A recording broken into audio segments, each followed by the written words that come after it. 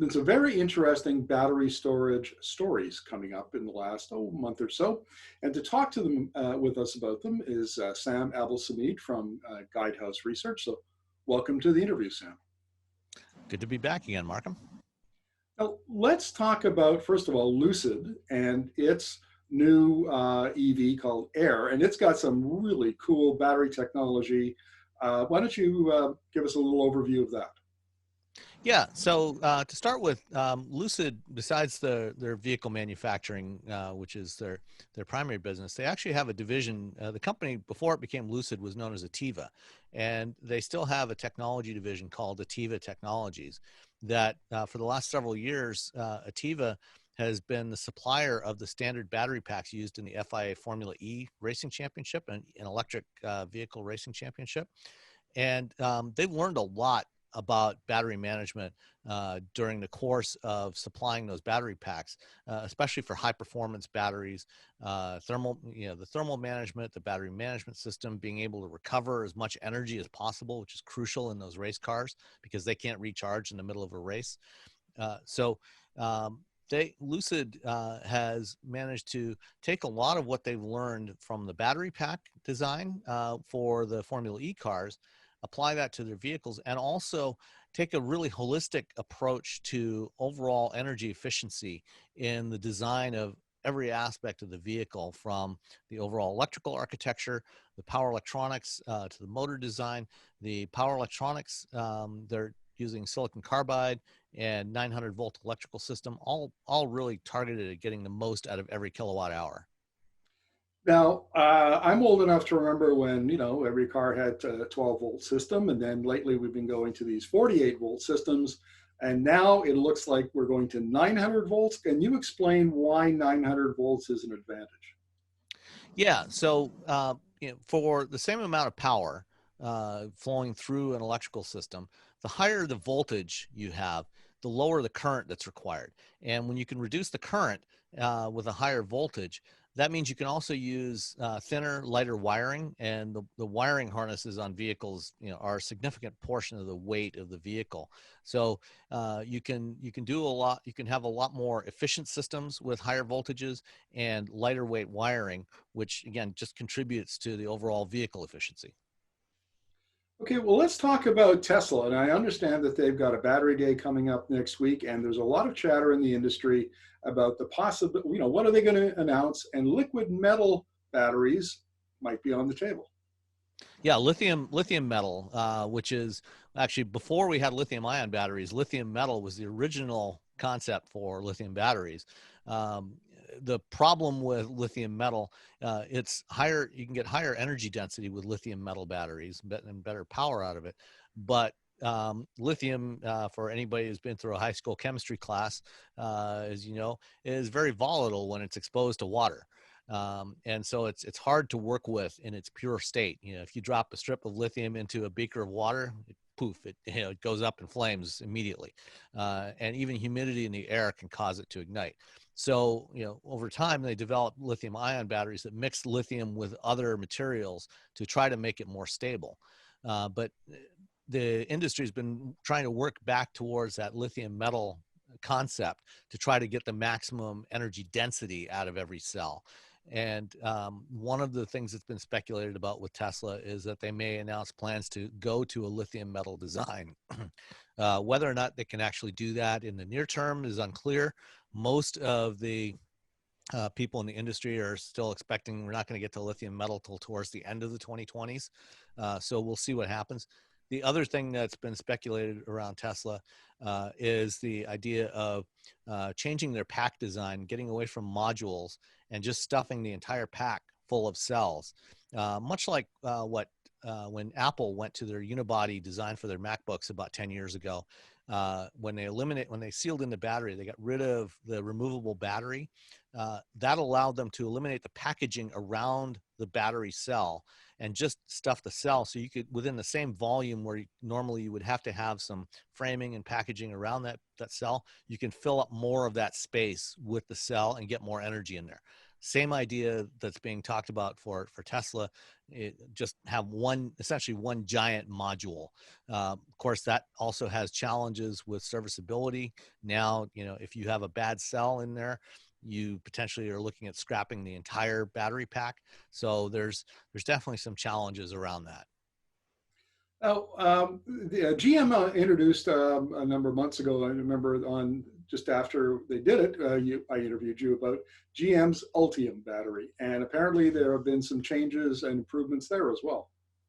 Yeah, not so much changes, just things that they didn't tell us about earlier on. So one of the things they did tell us back in March when they first announced the Ultium battery system is that they were incorporating the battery management system, which traditionally has been done at the pack level, the entire pack, having one battery management system, moving that battery management system down into the modules. And then having that be able to be reprogrammed so that what you can do is you can calibrate each module and manage the output of those modules independently. That way you can actually mix and match modules with different cell chemistries in them within the same pack, still balance them out, and also potentially use those modules after their end of life in a vehicle and put them into storage racks for stationary storage, and again be able to balance out the output. One of the keys to one of the things that GM was really trying to do with Ultium was drive down the cost of the overall system as well. And a big part of that is eliminating a lot of the wiring. And they talked about eliminating 80 to 90% of the wiring within the battery pack.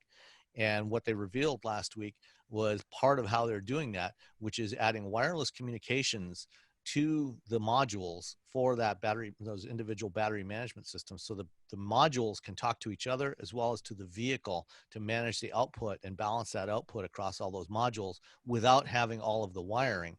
So that simplifies it by eliminating wiring, but also simplifies the assembly. You can automate it a lot more when you don't have to deal with placing those wiring harnesses inside the battery pack. Now, one of what this reminds me of, and I'd be interested to see if you agree with me or not, but I'm really impressed by the amount of incremental innovation that we're seeing. Engineering that builds on what's come before, on the foundation that's already been laid, and the improvements are smaller, but every time the new generation comes out, it's lighter, it's and more energy dense, it's cheaper to build, it's more efficient, all of that. And that bodes well, it seems to me, for the 2020s as we begin rolling these EVs out in some scale from the big manufacturers like GM and VW and so on. What do you think? Yeah, I mean, incremental updates have always been a key part of engineering. When you look at the history of technology, the number of breakthroughs, real breakthroughs that happen are relatively small compared to all of the other engineering changes that happen. We tend to move in fits and starts, if you want to put it that way. We make a breakthrough and then we iterate on that repeatedly for an extended period of time before the next breakthrough comes along. And that's what's happening now with batteries. Tweaking the battery chemistry to try and get a little more power, a little more energy density out of it, has been going along, pretty well, making, small incremental changes for the last 10 years, but it's hard to get a real breakthrough change in batteries. So what we're seeing is a focus on, as we start to scale it up, how can we put all these pieces that we know together, take what we've learned about how they work, what doesn't work, and try to make it more efficient to manufacture it, use fewer parts, fewer materials, and just try to keep making it better and better until we can get it to a point where it's affordable enough and useful enough for mainstream vehicles, and really start to get it out there in large volumes.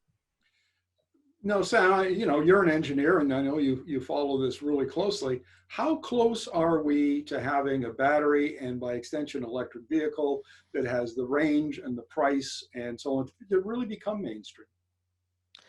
We're getting there. I think in the next 3 to 5 years, it's gonna get there. There's still challenges. There's still applications where it's not good enough yet, but I think for a lot more people over the next several years, it's definitely going to get there. You know, GM has talked about getting their pack price of that Ultium system down, and not just the cells, but the entire pack down to about $100 a kilowatt hour. And that's, you know, that's kind of the threshold where it starts to get close to, very close to parity with internal combustion. You know, when you start to look at the overall total cost of ownership of the vehicle, that $100 per kilowatt hour threshold, and you know, having it so that it's reliable and serviceable, and meets the needs of customers is something that is rapidly approaching. One final question, then I'll let you go, Sam. I've seen some levelized cost of driving estimates using 2018, 2019 data, and they show that EVs are already on a per kilometer amount, a little cheaper than internal combustion engine cars.